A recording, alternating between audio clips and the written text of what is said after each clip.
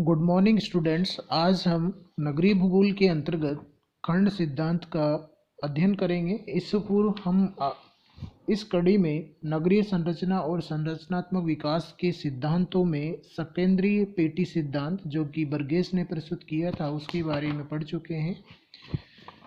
खंड सिद्धांत का जो प्रतिपादन है वो जो एक नगरीय अर्थशास्त्री होमर होयट थे, उन्होंने 1939 में इसका प्रतिपादन किया था। उन्होंने संयुक्त राज्य अमेरिका के लगभग 142 नगरों के भूमि उपयोग के जो आंकड़े थे उनका अध्ययन किया और उन अध्ययनों के आधार पर नगरों की जो आंतरिक संरचना है और जो उनका विकास हुआ है उनके संबंध में इस सिद्धांत को प्रस्तुत किया, जिसे उन्होंने खंड सिद्धांत के नाम से संबोधित किया।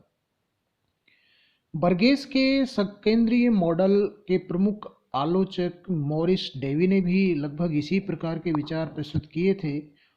होयट ने अपने जो विभिन्न निष्कर्ष थे, यहाँ निवास करने वाले अधिकांश व्यक्ति दिन में काम करने के लिए सीबीडी में आते हैं और रात्रि में पुनः यहाँ लौट आते हैं। इसलिए इसे आधार पर इन्होंने जो सिद्धांत प्रस्तुत किया उसको खंड सिद्धांत के रूप में जाना जाता है।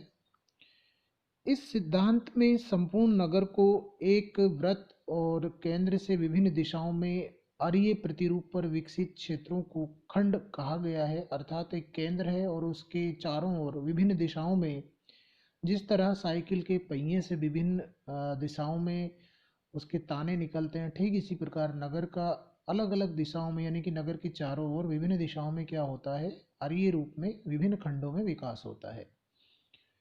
प्रमुख परिवहन मार्गों के सहारे खंडीय विकास के कारण एक नगर का प्रतिरूप तारानुमा या अष्टभुजा जैसा हो जाता है। होयट ने ये माना कि एक ही तत्व किराया भवनों की कई विशेषताओं को प्रकट करता है। इस सिद्धांत में किराया यानी कि रेंट का शब्द का जो प्रयोग किया गया है वो व्यापक अर्थों में प्रयोग किया गया है, जिसमें भूमि मूल्य, किराया, क्रय, लीज ये सभी शामिल किए गए हैं। उन्होंने पाया कि नगर में सर्वाधिक किराए के क्षेत्र नगर के एक या अधिक खंडों में स्थित होते हैं। उसका प्रमुख कारण ये है कि जो बाहर से आने वाले जो लोग हैं, जो नगरों में काम करते हैं, उनको रहने के लिए आवास की ज़रूरत होती है और जो स्थायी निवासी हैं वो उनकी आवश्यकताओं को ध्यान में रखते हुए किराए के उद्देश्य से जो भवन है उनका क्या करते हैं, निर्माण करते हैं। इनके विभिन्न दिशाओं में अपेक्षा रूप से कम किराए वाले आवासीय क्षेत्र पाए जाते हैं। हॉयट ने आवासीय भूमि उपयोग की बहुत अधिक विस्तृत व्याख्या की है। उसने बताया कि भूमि उपयोग की दृष्टि से नगर कई खंडों में बटा होता है, जो कि नगर केंद्र से बाहर की ओर फैले रहते हैं। नगर केंद्र के निकट जिस प्रकार का भूमि उपयोग मिलता है, बाहर की ओर भी उसी दिशा में समान प्रकार का भूमि उपयोग मिलेगा। अर्थात यहाँ पर उनका कहने का तात्पर्य है कि केंद्रीय नगर के बाहर यदि आवासीय भूमि का विस्तार हो रहा है और उसमें निम्न श्रेणी के जो किराया आवास है वो हैं, तो उसमें खंड में लगातार उसी तरह का जो आवास है वो क्या होता है, विकसित होता जाता है। दूसरी ओर उन्होंने बताया कि यदि नगर के किसी खंड में उच्च श्रेणी आवास विकसित होते हैं तो उस खंड में उसी प्रकार के आवास बाहर की ओर निरंतर क्या होते हैं, विकसित होते हैं। तो इस प्रकार जिस प्रकार का भूमि उपयोग नगरीय केंद्र के बाहर एक बार विकसित होता है, उसी प्रकार का भूमि उपयोग बाहर की ओर खंड के रूप में लगातार क्या होता है, विकसित होता जाता है। नगर में पाए जाने वाले भिन्न भिन्न किराए के क्षेत्र स्थिर नहीं होते हैं, बल्कि वो क्या होते हैं, लगातार परिवर्तित होते रहते हैं। हॉयट ने नगर में 5 प्रकार के खंड बताए हैं। अर्थात उन्होंने ये बताया है कि किसी भी नगर में 5 खंड होते हैं जो एक नगर को क्या करते हैं, विकसित करते हैं। जैसे कि चित्र में आप देख पा रहे हैं कि एक केंद्रीय भाग है और उसके बाहर परिधि की ओर अलग अलग खंडों में जो नगर हैं उनका क्या होता है, विकास होता है।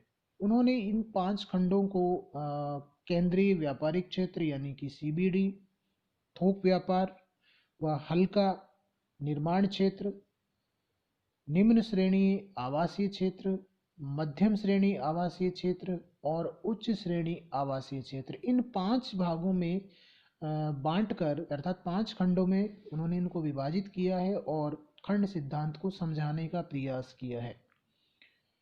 सीबीडी की जो स्थिति होती है सकेंद्रीय मॉडल के समान ही नगर के केंद्र में मानी गई है। पहले भी जैसा कि इस बारे में आपको बताया जा चुका है कि सीबीडी नगर का प्रमुख भाग होता है जो नगर के केंद्र में ही स्थित होता है।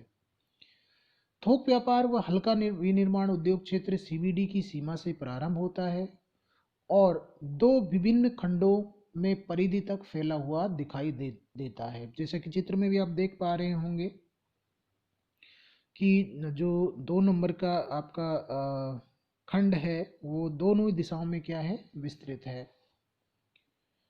निम्न श्रेणी की आवासीय क्षेत्र भी विनिर्माण उद्योग खंड के बिल्कुल एक तरह से ये कह सकते हैं कि सन्निकट या यूँ कहें कि सटे हुए हैं और दोनों भागों में जो त्रिज्या खंड है उसमें क्या है, फैले हुए हैं। सीबीडी के एक और सीमा पर पाए जाते हैं, अर्थात ये जो निम्न श्रेणी के आवासीय क्षेत्र हैं बिल्कुल सीबीडी के एक और पाए जाते हैं और जो किसके सटे हुए हैं, जो आपका हल्का विनिर्माण उद्योग क्षेत्र है उससे बिल्कुल सटे हुए पाए जाते हैं। उसका प्रमुख कारण है कि उद्योगों में काम करने के लिए जो मजदूर हैं या श्रमिक हैं उनकी अधिक आवश्यकता होती है। ऐसे में इस बेल्ट यानी इस खंड के बिल्कुल सटते हुए या यूं कहें कि लगते हुए इस तरह के निम्न श्रेणी जो आवासीय क्षेत्र हैं वो लगातार क्या होते हैं, विकसित होते हैं। मध्यम वर्ग के आवासीय क्षेत्र उच्च श्रेणी के आवासीय खंड के सहारे दोनों ओर और निम्न श्रेणी आवासीय खंड के बाहर की ओर पाए जाते हैं। उच्च श्रेणी आवासीय क्षेत्र एक या अधिक खंडों की बाह्य सीमा पर बसा मिलता है। जैसा कि पहले भी आपको बताया है कि नगर में जो विभिन्न प्रकार के जो आवासीय क्षेत्र हैं या किराए के क्षेत्र हैं वो स्थिर नहीं होते हैं, परिवर्तनशील होते हैं। ऐसे में जो उच्च श्रेणी के आवासीय क्षेत्र हैं भीड़ भाड़ से बचने के लिए वो एक से अधिक जो खंड हैं उनमें क्या होते हैं, मिलते हैं और वो जो नगरीय क्षेत्र है उसकी बाह्य सीमा पर भी क्या हो जाते हैं, एक तरह से स्थानांतरित हो जाते हैं, क्योंकि उन्हें खुला वातावरण, भीड़ भाड़ से मुक्त और स्वच्छ पर्यावरण की जो आवश्यकता है वो महसूस होती है। तो ऐसे में वो केंद्रीय भाग से निकल कर बाहर की ओर क्या करते हैं, स्थापित होने लगते हैं। आर्थिक स्तर के अनुसार विभिन्न वर्गों के जो आवासीय क्षेत्र स्थिर न होकर परिवर्तनशील होते हैं। जैसे कि मैंने पहले भी कहा था कि यदि सीबीडी में कोई व्यक्ति आवासीय क्षेत्र है और वहाँ वो विभिन्न प्रकार की जो उसको परेशानियाँ होती हैं, पार्किंग की परेशानी है, स्वच्छ पर्यावरण की उसको समस्या है, पॉल्यूशन है, भीड़ भाड़ है और जाम है, इस तरह की समस्याओं से बचने के लिए ऐसे जो जो संपन्न लोग हैं वो सीबीडी को त्याग कर बाहर की ओर क्या होते हैं, स्थानांतरित हो जाते हैं। हॉयट ने उच्च श्रेणी किराया क्षेत्र के संचलन के संबंध में लागू होने वाले कुछ जो सामान्य कारक हैं उनका भी वर्णन किया है। उच्च श्रेणी आवासीय क्षेत्रों के बढ़ने की प्रवृत्ति कई भागों में अर्थात निम्न भागों में पाई जाती है। नंबर 1, अपने उत्पत्ति केंद्र से प्रमुख यात्रा मार्गों के सहारे, यानी कि जो आवासीय क्षेत्र हैं यानी उच्च श्रेणी आवासीय क्षेत्र हैं वो किस तरह से बाहर की ओर निकलते हैं, या भवनों की अन्य विद्यमान जो प्रमुख नाभिक केंद्र हैं, व्यापारिक केंद्र हैं, उनकी ओर। बाढ़ से सुरक्षित ऊंचे क्षेत्र, झील, खाड़ी, नदी और महानगरीय सीमांत की ओर, नगर के उस क्षेत्र की ओर जो खुला हुआ हो। ये किसकी बात हो रही है, ये हो रही है उच्च आवासीय क्षेत्रों की। प्रतिष्ठित व विशिष्ट व्यक्तियों के घरों की ओर, तीव्रतम यातायात मार्गों के सहारे, कार्यालय भवनों, बैंक व भंडार गृहों की स्थिति भी इस क्षेत्र को अपनी ओर आकर्षित करती है। सुसज्जित उच्च आवासीय फ्लैट वाले क्षेत्र पुराने आवासीय क्षेत्र की व्यापारिक केंद्र के निकट भी स्थापित होने की प्रवृत्ति रखते हैं। जायदाद व संपदा व्यवसायी या प्रवर्तक भी उच्च श्रेणी आवासीय क्षेत्र की वृद्धि की सीमा को या दिशा को क्या करते हैं, मोड़ सकते हैं। तो इस प्रकार हम कह सकते हैं कि जो हॉयट का खंड सिद्धांत है वो इस बात पर आधारित है कि भूमि उपयोग जिस डायरेक्शन में जैसा होगा वैसा ही वो बाहर की ओर भी क्या होता है, बढ़ता जाता है, जिससे ये अनेक खंडों में नगरों का क्या होता है, विकास